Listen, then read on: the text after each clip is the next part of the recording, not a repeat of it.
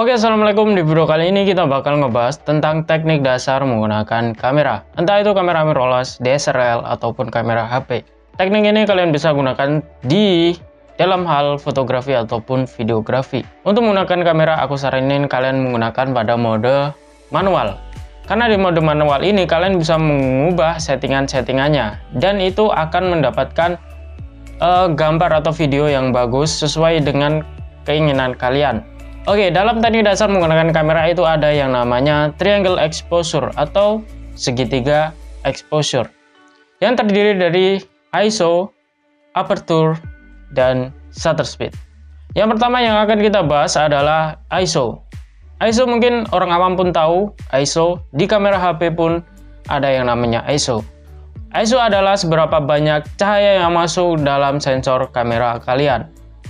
ISO dinotasikan dengan angka seperti ISO 100, 200, 300, dan seterusnya sesuai dengan maksimum ISO di kamera kalian.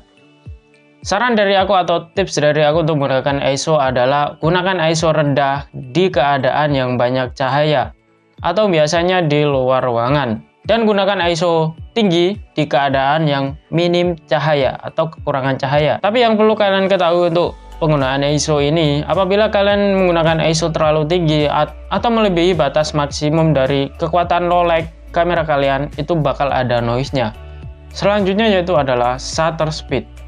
Shutter speed adalah seberapa cepat sensor di kamera kalian itu membuka dan menutup atau mengambil gambar atau video. Shutter speed biasanya dinotasikan dengan angka 1/10, 1/20, dan seterusnya. Semakin tinggi angka shutter speed, maka semakin cepat kamera kalian mengambil objek tersebut. Dan apabila semakin rendah angka dari shutter speed tersebut, maka semakin lambat kamera kalian mengambil objek tersebut. Untuk menggunakan shutter speed, tips dari aku adalah apabila kalian mengambil objek yang geraknya itu agak cepat atau cepat, kalian gunakan shutter speed yang tinggi. Jika kalian tidak ingin mendapatkan gambar objek tersebut blur. Dan gunakan shutter speed yang rendah apabila kalian mengambil objek tersebut dalam keadaan diam atau gerak lambat. Tapi yang perlu kalian ketahui tentang shutter speed ini adalah jika kalian menggunakan shutter speed yang tinggi, maka cahaya di sensor kamera kalian akan mendapatkan sedikit cahaya atau cahayanya akan menurun. Dan jika angka dari shutter speed tersebut rendah, maka akan lebih banyak cahaya. Dan selanjutnya yaitu adalah aperture. Aperture atau biasanya disebut juga dengan diafragma, ini berada di lensa. Aperture ini adalah seberapa lebar lensa kalian itu membuka, bukaan pada lensa kalian. Aperture ini dinotasikan dengan angka dengan f-stop. Biasanya berada di depan lensa kalian, f1,8, f2,8, dan seterusnya.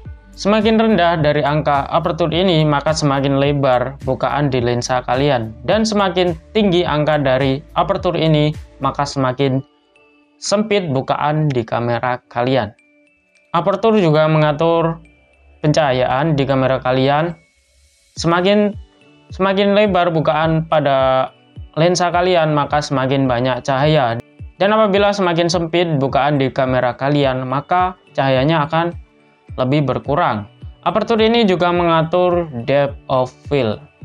Biasanya disebut juga dengan bokeh atau background yang blur. Semakin rendah atau semakin lebar bukaan di lensa kalian, maka semakin kalian bisa mendapatkan background yang blur atau fokus pada objek di depannya.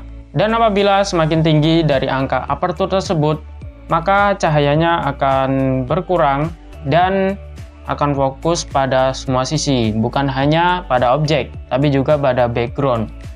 Jika kalian ingin mendapatkan background yang blur, kalian gunakan aperture yang rendah, dan di situ kalian akan mendapatkan banyak cahaya. Dan gunakan aperture yang tinggi apabila kalian ingin menggunakan atau kalian ingin tidak hanya fokus pada objek, fokus pada background juga.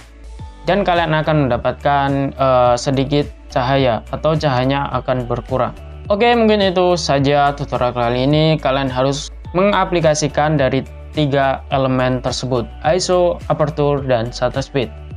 Oke, terima kasih sudah menonton video kali ini. Subscribe di bawah, like, dan juga share ke teman-teman kalian. Tinggalkan kritik dan saran di bawah atau pertanyaan di kolom komentar. Oke, itu saja. Terima kasih. Saya Nanang Hidayat dan wassalamualaikum warahmatullahi wabarakatuh.